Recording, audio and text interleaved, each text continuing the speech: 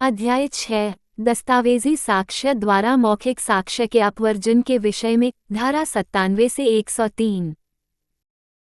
यह अध्याय उन परिस्थितियों से संबंधित है जहां दस्तावेजी साक्ष्य मौजूद है और यह निर्धारित करता है कि क्या मौखिक साक्ष्य को दस्तावेज के अर्थ को स्पष्ट करने या बदलने के लिए अनुमति दी जानी चाहिए। धारा 97 विद्यमान तथ्यों को दस्तावेज के लागू होने के विरुद्ध साक्ष्य का अपवर्जन।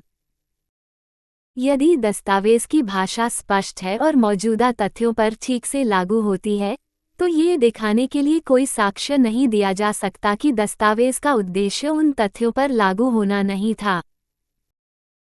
उदाहरण, यदि क ख को रामपुर में 100 बीघे की मेरी संपत्ति बेचता है और क के पास रामपुर में एक ऐसी संपत्ति है, तो ये साबित करने के लिए कोई साक्ष्य नहीं दिया जा सकता कि बेची जाने वाली संपत्ति किसी और जगह पर थी। धारा 98 विद्यमान तथ्यों के संदर्भ में अर्थहीन दस्तावेज के बारे में साक्ष्य।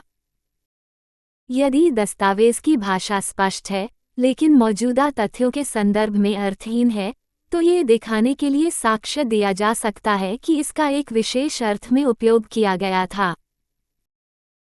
उदाहरण, यदि क ख को मेरा कोलकाता का घर बेचता है, लेकिन क का कोलकाता में कोई घर नहीं है, लेकिन हावड़ा में एक घर है जो ख के कब्जे में है, तो ये साबित करने के लिए साक्ष्य दिया जा सकता है कि दस्तावेज हावड़ा के घर को संदर्भित करता है। धारा 99 उस भाषा के लागू होने के बारे में साक्ष्य जो कई व्यक्तियों में से केवल एक को लागू हो सकती है।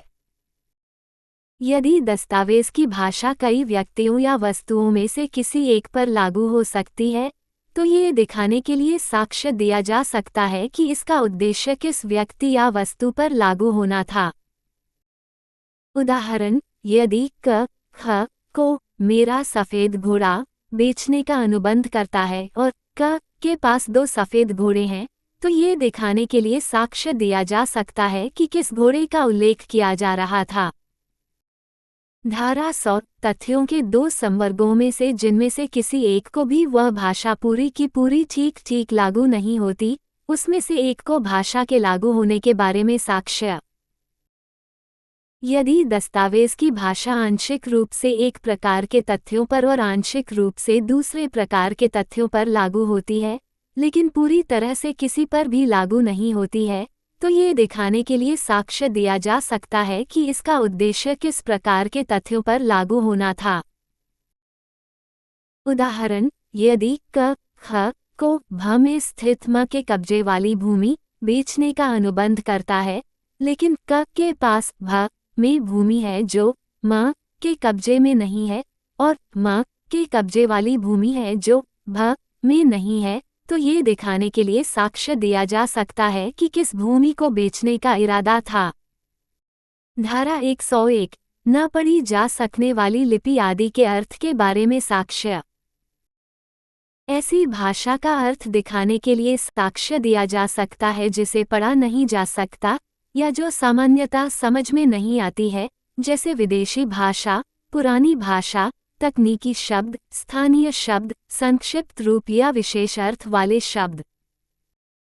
उदाहरण, यदि एक मूर्तिकार क ख को मेरी सभी मूर्तियां बेचता है और क के पास मूर्तियां और उपकरण दोनों हैं, तो ये दिखाने के लिए साक्ष्य दिया जा सकता है कि वो किसे बेचना चाहता था। धारा 102 दस्तावेज के निबंधनों में फेरफार करने वाले करार का साक्ष्य कौन दे सकेगा। जो व्यक्ति दस्तावेज के पक्षकार या उनके प्रतिनिधि नहीं हैं, वे ऐसे किसी भी तथ्य का साक्ष्य दे सकते हैं जो दस्तावेज की शर्तों को बदलने वाले समकालीन समझौते को दर्शाता है। उदाहरण, यदि क और ख एक लिखित अनुबंध करते हैं कि क ख को कपास बेचेगा और भुगतान डिलीवरी पर किया जाएगा, लेकिन वे मौखिक रूप से सहमत होते हैं कि क को 3 महीने का क्रेडिट दिया जाएगा, तो ये तथ्य क और ख के बीच साबित नहीं किया जा सकता है, लेकिन यदि यह ग के हितों को प्रभावित करता है, तो ग द्वारा साबित किया जा सकता है। धारा 103 भारतीय उत्तराधिकार अधिनियम के विल संबंधी उपबंधों की व्यावृत्ति।